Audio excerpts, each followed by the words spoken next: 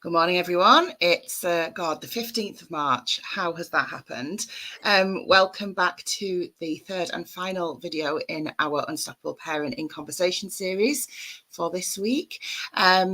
If you don't know who I am, my name's Heidi Maver. I'm the founder of EO Test Matters. I'm an advocate, an autistic ADHD adult, parent to an autistic ADHD teenager, and through my work at EO Test Matters, we support parents and carers in neurodivergent households, particularly those who need help with accessing suitable education for their neurodivergent learners. So as part of our Unstoppable Parent series, I've been interviewing some badasses. This is leading up to the launch of our Unstoppable Parent programme, which runs twice a year. I'll be opening the doors to that on Sunday, so watch this space. There's a masterclass coming on Sunday night. On Wednesday, I interviewed Carrie and David Grant. Yesterday, I interviewed Munira Adamwala. And today, I'm joined by the glorious James Hunt. Hello, Mr. Hunt. Hello, good morning. Lovely to see you, Heidi. It's always lovely to see you. And that's my carer arriving. Perfect timing. Dogs are going to go bonkers. Just give me 1 second. I'm shutting the door and pretending it's not happening. So, some people will know you already, I think. But for those who don't, I'm going to mute myself while these dogs calm themselves down. Would you just give us a brief introduction of who you are and what your situation is? Yeah, certainly. So my name's James. If you do know me, it'll be because you'll probably have seen my page, Stories About Autism. I have two boys, Jude and Tommy, who are both autistic and more recently both have ADHD diagnoses as well. We live in Essex. I'm a single dad. I sort of juggle. I'm a full-time dad, but basically Jude and Tommy have always struggled around each other, so me and their mum have them separately most of the time. So I usually have one for a couple of days and then swap over. So last night I had Jude, tonight I'll have Tommy when he gets back from school. And yeah, Jude is 15 and Tommy is 12. And it's scary that they're both so old now. And we have adulthood and, teenage years and adulthood ahead of us. And yeah, I share stories online about our lives, basically. Yeah. How long has that been your setup then? Like, so you and Tommy's and Jude's mum living separately, and the children living. You basically do co-parenting, right? You share. Exactly. Yeah. Yeah. How long has that been like that for? It feels like about 2 years, but in reality, it's about 7 or 8 years now. It's crazy how quickly. You said March 15th. It's scary. It's March 15th.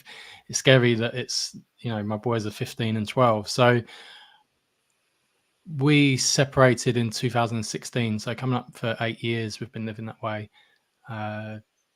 Basically, Jude has always struggled around other kids. Just the anxiety of noise, unpredictability, and he was having huge meltdowns every day at school, at home, when we'd be out. He just couldn't handle life, really. And Tommy, unfortunately, was one of his biggest triggers because Tommy is loud and unpredictable, and he's just being Tommy. He's not ever trying to purposely upset Jude. He was just being Tommy. And for about 3 years previous to that, it was becoming really difficult at home. We was having to have like one upstairs, one downstairs, one at the park, one at home, and we were naturally living quite separately anyway. So yeah, when we separated, it became a question of, well, how does one of us cope with both of them in that sense of, if Jude's going to have a meltdown, it then triggers Tommy to have a meltdown. And yeah, it's quite tough. So we decided to live like that temporarily, and just saw a huge difference in Jude, like instantly within a few weeks of. I always remember when I got my first, when we separated and I got my first place. The first time Jude walked in, he, obviously I was nervous anyway about, okay, it's a new home. How's he going to settle to it? How's he going to adapt? And he just did a quick tour of the house, realized it was me and him. And it was like, you could see this just weight come off his shoulders. And he was just a different child from then on. And he started to cope better at school. we still have our ups and downs, obviously, but generally they've we do get them together either because we have to, because either I've got something on or their mum's got something on where we have to, or more recently it's more planned and we want to, and we're doing more things together with a lot of help from school. They these two boys couldn't be in the same room. Now they have lunch together every day at school. They do music therapy. They do. Yesterday there was a birthday party at school, and even just saying that, Jude went to a birthday party, which for Big deal, right? 13 years he never, and he went to a birthday party with his brother. So yeah, things have improved a lot in that time, and I think it at the when things were the hardest for Jude, he needed that space. And it meant, when I had time with Tommy, he had the one-to-one that he needed as well. Because when they were together, it was just you constantly just putting out fires. You're not actually doing anything fun or enjoyable or educational even. You're just managing. And it's meant that I've been able to go places with Tommy and do things with him that I never would have been able to. So it's really tough, isn't it? I think people who are outside the community, it's a really hard thing to get your head around, that you would have a household where the people living in that household are triggers for each other. Yeah. And everyone different needs within that household. I mean, it's not on the same level, but when either myself or Theo, I'm a single parent and it's just the two of us, but when either of us are dysregulated or we've had a particularly difficult day, we really have to be careful around each other, because we are like tinderboxes for each other's. Yeah, I can imagine. And it takes a level of understanding and a huge amount of patience to navigate that in a household. And people just don't get it. People like, what? You mean your kids can't be in the same room at the same time? Or you'll get that kind of like, oh yeah, all kids fight. It's not that, right? It's a neurological thing whereby, for whatever reason, it's just not possible for our children to always be together, which is really hard. Yeah, it's it goes against every natural instinct you have as a parent. You want them to be a family. You want them to, when they were younger, I wanted to take both boys to the park together. I wanted to do all the things you imagine you'll do together. It just never worked, and it worked for a very short time. And it's not just you get lots of, oh, just get them to spend more time together, they'll be fine. When you see the meltdowns it would cause, then the natural instinct is to separate them. Yeah. And that they never had a brotherly relationship that other kids may have, that they never, Jude was never sad that he wasn't with Tommy, or Tommy was never sad that he wasn't with Jude.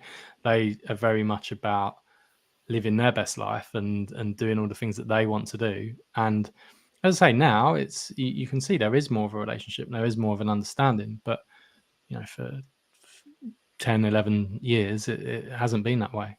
Yeah, we've got to do the work ourselves, haven't we? On when I spoke to David and Carrie, they were talking about parenting in the household you've got, not in the household you were expecting or you wanted.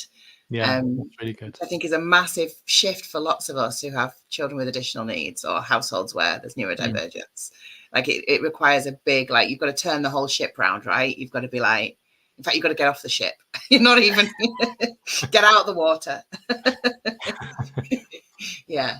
So when did you when did you know that your children were autistic? What did that look like? Was that an early realization? Was it an early diagnosis? What did that look like for you as a family? It was a very early diagnosis, even though I'll be honest, I knew next to nothing about autism. It just wasn't something that had ever been I'd ever, I probably have experienced in hindsight with people who probably were autistic but never knew. But it just wasn't a word I knew anything about. And so Jude and Tommy were both diagnosed before they were 2. Jude was about 19, 20 months, I think. I'd say his mum, as often is the way, his mum picked up on it first. Again, not knowing autism, just knowing that something wasn't quite the same as the other kids that she was spending time with. She was the one going to baby groups, going to have been around friends with other babies, and just seeing that Jude wasn't developing in the same way, wasn't hitting his milestones, wasn't talking, slow walking, all of those things, seemingly quite distant at times, off, lots of staring out of the window, and I'm trying not to do it now because I've got a window here looking at the trees, but staring out of the window looking at the trees when you're trying to talk to him, and very little I know eye contact is a bit of a stereotypical one, but very little eye It's contact. often an indicator. Yeah. And I think their mum brought it up when he was between 9 months and a year, and went to the doctor. He said, politely, go away, don't be silly, everything's fine. So Jude was 7 weeks premature, so a lot of it got put down to that.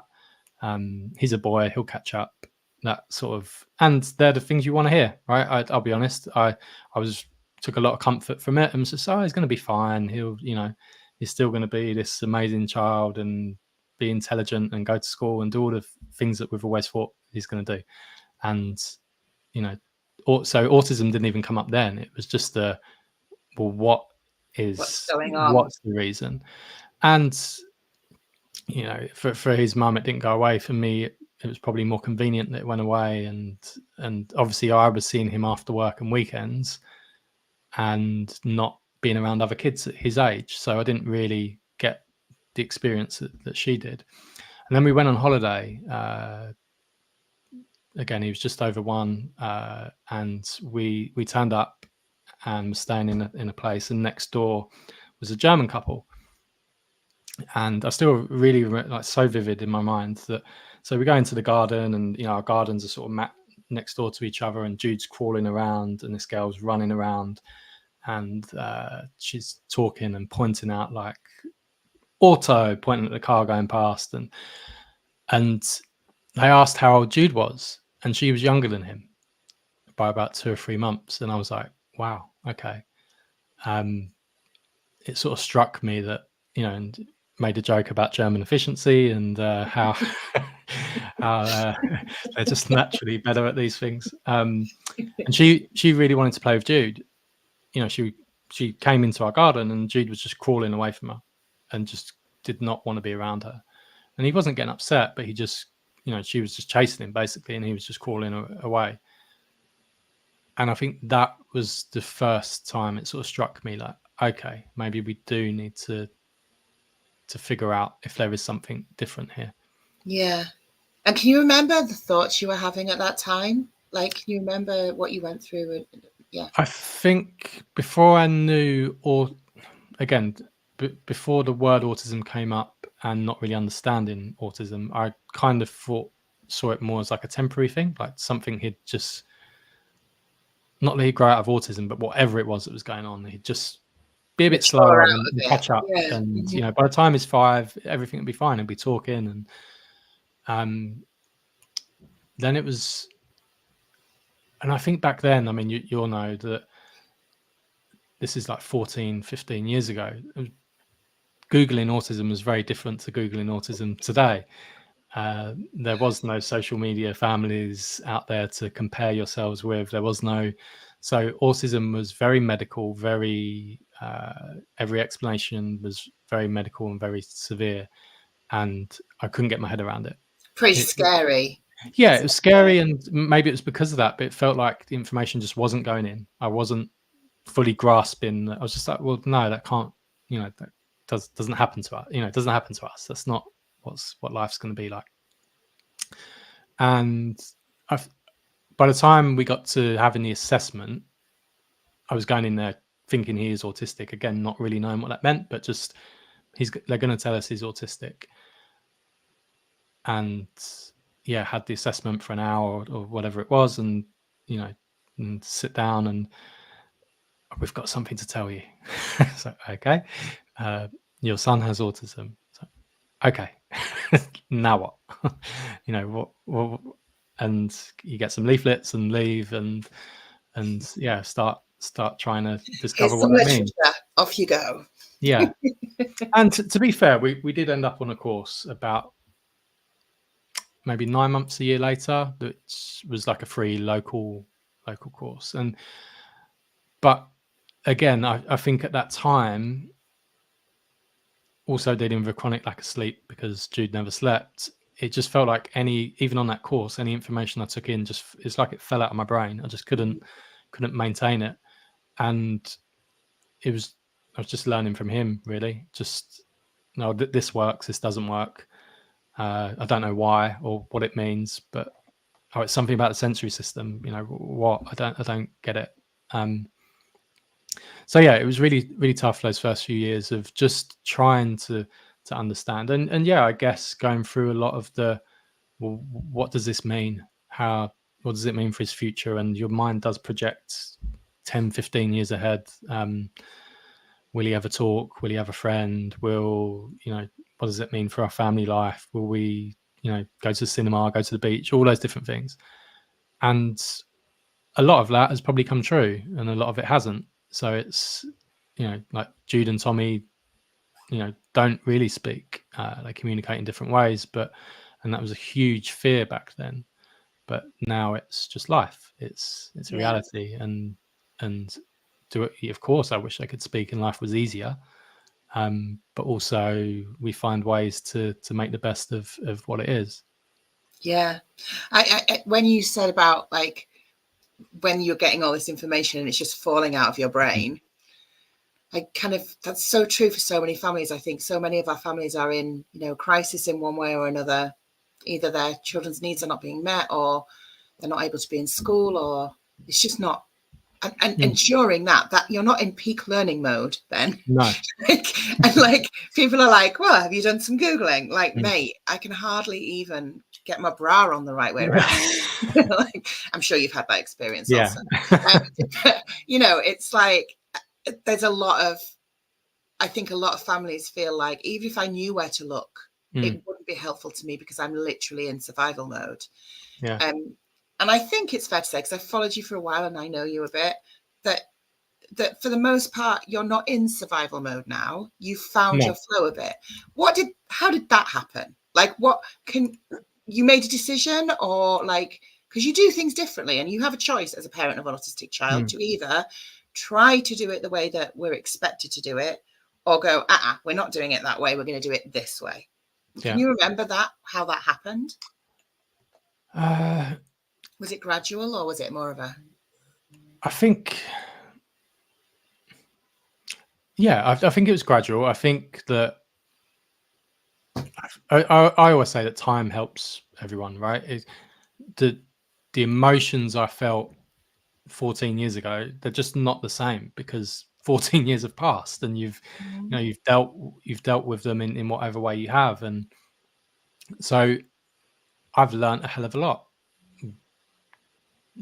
largely just through experience, through doing things wrong and realizing, or doing the best I could in that moment, but realizing that, okay, this really isn't working.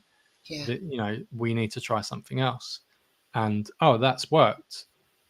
And it may only work for a year and then suddenly has to change again. But and just being very like that. And I think, the biggest thing is we're not in crisis. And there's probably a number of reasons for that. One of them is because of the separation of the boys and the way we lived. That had a huge impact. But there has been crisis moments since then. And more, and again, that could be because of puberty and hormones. It could be because had some real crisis moments with Tommy. There's 3 years between Jude and Tommy, so it's probably in age around the same time.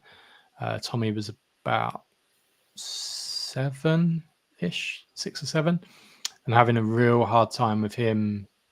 Really aggressive behaviors, lots of meltdowns, lots of just uncontrollable moments.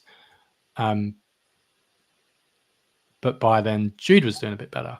So I kind of had that experience of like, okay, it can get better. We can we will get through this. It's been an awful day. It's heartbreaking watching. It's heartbreaking the impact it has on us as parents as well as our kids. But look at what's happened to Jude. Jude's Yeah. doing okay now, and Tommy will get there. We'll figure it out, and whether that's through fighting for more support, whether that's through trying something new, whether that's through both boys have medication, that has helped, but it's a part of the puzzle. It's not all of it. Support from school and different ideas they've suggested. There's so many different things, and I guess I've just been open to it and been like, and also got to the stage of, I think like you said, of just life is different than what other people or what my friends and family are generally living, and that's okay. And the most important thing is, I would rather do the same thing every day with Tommy and him be, sorry, that's should be on silent. I would rather do the same thing every day with Tommy and him be okay than, oh, we should go on holiday, or we should go to the cinema, or we should do these things. And what I've learned is the better place that Jude and Tommy have been in, the more open they've become to trying new things. And some of them work and some of them don't. And some of them we'll never do again and some of them we will. And I think just getting to a point of, I've had some really dark days and I'd just rather be happy. And whatever that means, if Jude and Tommy are happy every day, or most of the time, then that's okay with me. And if that means I go for a drive every night with Tommy since the first lockdown, because that helps him. With Jude, we go for long drives and listen to music, and they're just things we do. I didn't have this magical moment or golden bit of advice that said you must go on drives, that will help. It just it's just what seemed to work for them, and so we repeat it. And there's nights I don't want to go for the drive, and there's nights, Christmas Day we're going for a drive. After dinner, when all you want to do is lay in front of the TV and fall asleep. But that's what works, and that helps with the routines, and they're just things you pick up along the way, which at 5 I would have had no idea about. Yeah. I saw one of your videos on Instagram this week, and it was you and Jude having like a proper car disco. And I was like, this looks like the best disco of all time. You can sit down, there's crisps, the DJ plays whatever you like. Like, it's my kind of disco. So we did that. I mean, we do these drives a lot because it's Jude's safe place. He going outside is a bit hit and miss, but the car he loves, and he loves music. So we drive around aimlessly, really, but I'll break it up with either a McDonald's or we stop at a garage and I'll get him a crisps or chocolate or whatever. And that day, for some reason, usually he has his snack and we just drive off again, but we just sat there for like half an hour, and he loved it. And then I tried to do it the next time, and straight away he was like, come on. Like, pointing at me to drive. I'm like, oh, okay. You're like, oh, mate, I thought we were going to have another disco. Exactly, yeah. So he gets to enjoy it and I get to drive. But I was like, tune. He does have a good taste in music. It's interesting what you say about, like, I think sometimes people think when we talk about doing things differently, and we talk about parents in neurodivergent homes saying like, well, we don't do things the regular way, and people seem to think that means that we have a different guidebook, but it's just the opposite. But that's not true. Like, we're not swapping one blueprint for another blueprint. We're throwing out the blueprint and just making it up as we go along. And we have to be flexible, right? We have to, like Anna said in the comments, you've got to be trial and error, and we've got to be ready for it might work once, it might never work again, and that's got to be okay. Yeah, and I think sometimes that can be hard because, sorry, because we see that our kids love routine and they enjoy certain things in a certain order, and we think, okay, well that's just it now, and we just continue with it, and then suddenly, that part of the routine doesn't work, and they want to do something different, and you're trying to get your head around how to, what fills the gap. But yeah, it's trial and error. There's so many things. If I think about it, there's so many things that we did every day when Tommy was 7 that we don't do now he's 12. Yeah. And he's the one who's really guided that change. He, even from little things like where he'll eat his dinner,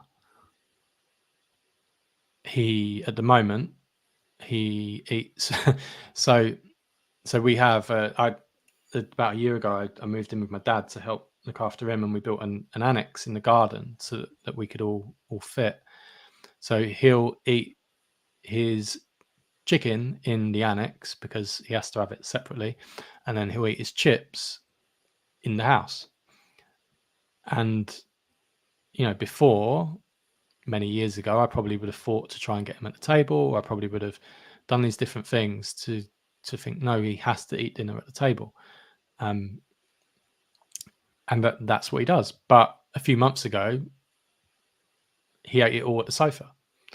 And a few months before that, he was having the chips in my dad's bed and the chicken at the table.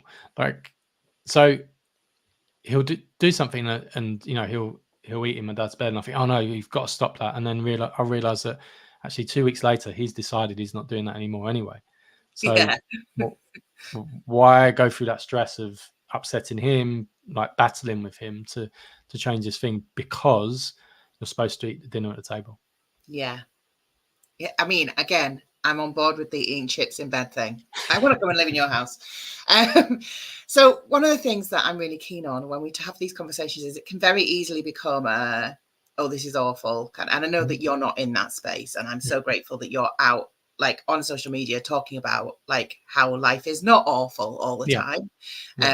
It's just life, Would you share some things about what you love about living in a neurodivergent home that you probably have been gifted by that experience that you wouldn't have if you had children who weren't autistic? Sure. I think one of the things is seeing how special the smallest of things are to them, to both Tommy and Jude. It can be the simplest of things, like you said, like music in the car, that gives him as much joy as any present I could get him, any amazing life experience that you'd expect a 15-year-old to want and have. Jude loves listening to music in the car more than that.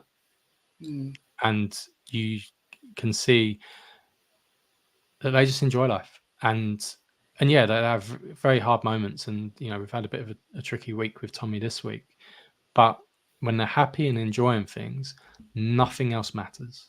There is nothing in the world that matters more or can interrupt that bit of music in the car and how much it means to them. And I envy that. I envy that. And obviously part of it is being a kid and not having the pressures of the outside world, but also it's just where they are. They're so in tune and in a sort of a zone of what they're enjoying. Everything else around them doesn't matter. And Yeah. so I definitely I love that. What else would I say?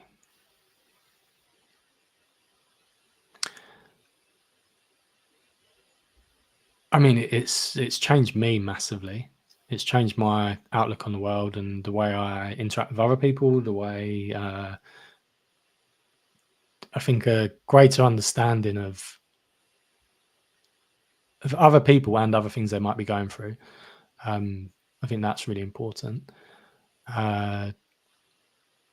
Do you feel it's changed you for the better? Yeah. I mean, it's true. Like, I always like to think I was a nice and kind person. A decent bloke. Yeah, I think I was. I was okay before Jude and Tommy came along, but definitely it's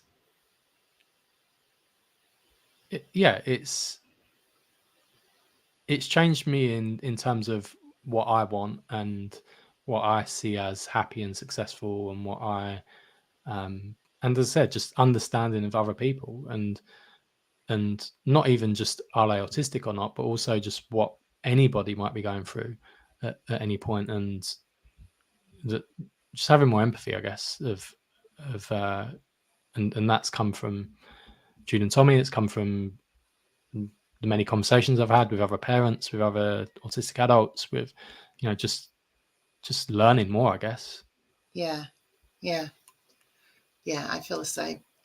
Um, so I know you're super wise, and you you are super wise, and Thank you. I say that. also I think that it's really important that we have men in the Mm, space speaking about their experiences. I think there are often lots of conversations where it's just by the nature of how caregiving generally happens and mhm. societal norms, it's often female parents or Yeah. parents who are assigned female at birth or female presenting parents who are the people who are doing a lot of the talking about what it's like to parent in a neurodivergent home. Mhm. And often, and we've talked about this week actually, it's the male parent kind of catching up and Yeah. not, and often those voices aren't heard. And Mm, I think often male parents are alienated further by that because there aren't other men in the space talking about it. yeah. Um, so I'd love it if you would share some tips, maybe either for parents of any gender that are I think it's not debatable that you are absolutely an unstoppable parent in terms of how I would define it. And I would love it if you would share some wisdom about for people who are maybe earlier in the journey Mhm. or for people who are finding it particularly difficult at the moment. Yeah. What learnings could you share? What have been if you only know a few things, these would be them. I think I'll tie it in with kind of what we've said. I mean, thank you. It's lovely saying that I'm so wise. I really take that as a compliment. But also, yeah, there's plenty of days where I've not felt wise, and especially in the early days, like I said, I could not retain any of the information, and I thought I was quite bright. I went to university. I used to studying and learning things, and I felt like I was failing because I could not learn how to help my boys. And as I say, Jude was struggling. I'd say when he was around 4 or 5, like that's when life first started getting quite hard, and I felt like a complete failure because it must be something I'm doing wrong. I don't know enough. I'm not trying enough. I'm not patient enough. It's all on me. And yeah, 10 years later, now people are asking me for advice, which I never ever would have thought possible because I felt like such a complete awful parent. And I didn't suddenly change. It just happened over time of obviously we're our own worst critics, right? Our Yeah, kids have a meltdown, it's our fault. Our kids, everything that goes wrong is our fault. We don't ever see them happy and think that's my fault. I I've, made I've that. made them Yeah, happy. yeah. So there's that. And obviously in the early days it is often tough because our kids are brand new to it as well. They don't understand the world. They don't, they're 4 or 5 and learning every day, and experiencing things, and we're a part of that. So definitely, number one, be a bit kinder to yourself. Try and understand that, especially when I'll get messages with people saying like, "Oh, how do I be more like you in a way, in a roundabout way?" They're not saying that exactly, but how do I get? And it's just time. I would not have been. I couldn't even talk about autism when Jude was 5. I could not say the word out loud without crying and being like an emotional mess. So it's just time and experience, and they're two of the biggest things. Um, find people, find community. Like I said in the beginning, we went on a course and met other parents, and I didn't really talk to any other parents at that course. I just couldn't. Most of the time, I was going down like 3 or 4 hours sleep, and I was just trying to take the information in, and I didn't realize what opportunity it was to meet other parents. Yeah. And I was listening to their stories and sort of not, and it was helping. But community is so important. And a little while after, I got introduced through a friend to parents of an autistic child who was a few years older than Jude. And it was so comforting to just talk to someone who was a little bit further along and just had a little bit more knowledge and a little bit, oh, have you spoke to this department? Do you know about this? Do you know about disability living allowance? Do you know about all the different things, which people don't tell you? And someone who you can just chat to, who understands what a meltdown is, understands that you have to leave early, understands that you can't come, all those different things. And whether that's online in a group, whether that's other parents at school, charity coffee morning, whatever it is, finding people makes such a difference. And for me, a lot of that is, it's come through my page and through meeting people and lots of conversations. But even if you just find one person who lives a similar life to you, it makes such a difference. Yeah. God, so important. I think I don't know if you feel this, but if it hadn't been for the community of other parents who had kind of gone ahead and were there to go, come on, it's all right. Like, we know the way. Yeah. Or we don't know the way, but we'll go down here and we'll go together. And if we get to a dead end, we'll all come back again. It'll be fine. I don't know where I would have been. Like, it's frightening to think what could have happened to us had I not had that. And I know that the work that you do and the work that I do, like, we come from that place of that's what we're trying to create for other people. We want to make spaces where parents can be in community together and not feel alone and get good advice. Like, there's great advice in the parent carer community, like probably better than you'd get from most professional environments, I think. Yeah, 100%. I've definitely learnt the most, either practically or like you said, just of places to go, or even it can be little things like, did you know there's a Sen friendly session at the trampoline park on a Saturday at 10? Like, no, I didn't. Like, great, that's somewhere we can go and try. There's so many, whether it's something tiny like that, or whether it's, giving you help with how to apply for CAMS assistance, or, there's so many things, EHCPs. The more people you know and surround yourself with, and just to be even, you don't even have to talk about autism and parenting. Even just having people you can talk, who you just have a friend with and talk about anything with, but who also gets the context of, yeah, you've had 4 hours sleep, or yeah, your kid had a meltdown last night and it's really tough to watch. Who just gets it because they've been there. It People you don't makes have such to a explain difference. yourself to. People who you can go, I've got to go, and they'll go, cool, no problem, see you later. Yeah, I'm not going to reply to messages for 4 days because that's 100%. Oh, James, I always love talking to you so much. If people want to come and find you, like, what have you got happening at the moment? Like, tell me what you're doing and where people can come and seek you out. So the main place is my Stories About Autism page, which is on Facebook, Instagram, and TikTok. More recently, I've launched something called SAA Clothing, so Stories About Autism clothing. That came out in December. We have a clothing range basically trying to help people feel less alone. So it's been really nice that I've had some really lovely photos and comments of people who are wearing the clothes and bumping into other people and starting conversations, and again, making friends because they've realized, oh, you must have a kid who's autistic or have some connection. And so that's been lovely. And not a puzzle piece in sight. Not a puzzle piece in sight. It's all very positive. So I'm wearing Love Needs No Words. That's one of our main ones, because obviously Jude and Tommy are non-speaking, and yeah, Love Needs No Words means a lot. So that's so SAA Clothing is we've been doing that since December. I opened a shop 3 weeks ago, an actual physical shop, which wasn't part of the plan but has become part of the plan. Again, trying to make a neurodivergent friendly place for families to come in, shop, have a chat, talk about things. We're going to be doing coffee mornings. We're going to have a sensory room in 2 weeks in the shop. So that, again, if people come in, their kids can go and hang out in the sensory room, they can have a chat, and just trying to make the whole experience a bit less anxious, shall we say. Amazing.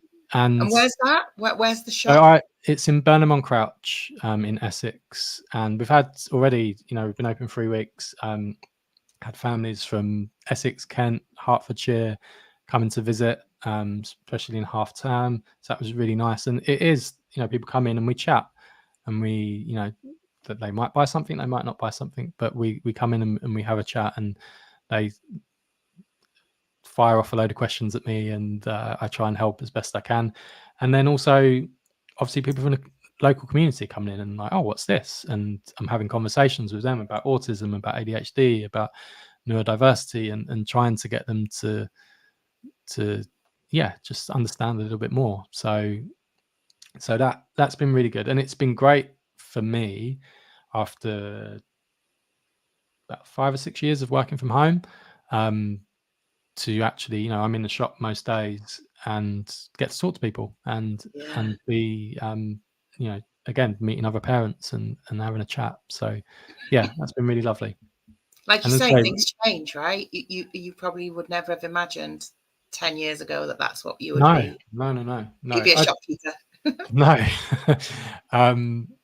It's definitely wasn't even 2 months ago part of the plan of having a shop, but it's gone down that route. And as I really hope that by doing the sensory room, by doing coffee mornings, by doing all those things, that it really becomes a sort of hub for the community. And the online space is the main thing, and getting those sort of positive messages out to the world. We've had people buy from all over the world: Australia, America, Canada, and it's fantastic that just seeing so many people connected, and it really helps people feel less alone. And that's why I share my stories. Yeah. I'm so grateful to you. You're such a legend. Oh, thank you. I have a proper you're like one of my if I can be an ounce of the person that you are, I'll be so happy with myself. So, well, you already are, Paddy. Don't be silly. I really, really appreciate you giving us some time this morning. I will make sure that people get the replay, and when we do that, we'll share links to all of your things. For now, we'll say goodbye on here, and then you and I will say goodbye in the green room. But thank you, everyone, for joining us. Thank you, everyone. This was helpful. Do some sharing, and thanks for being with me, James. I really appreciate it. No, you're very welcome. Thanks for having me. Bye, everyone. Bye.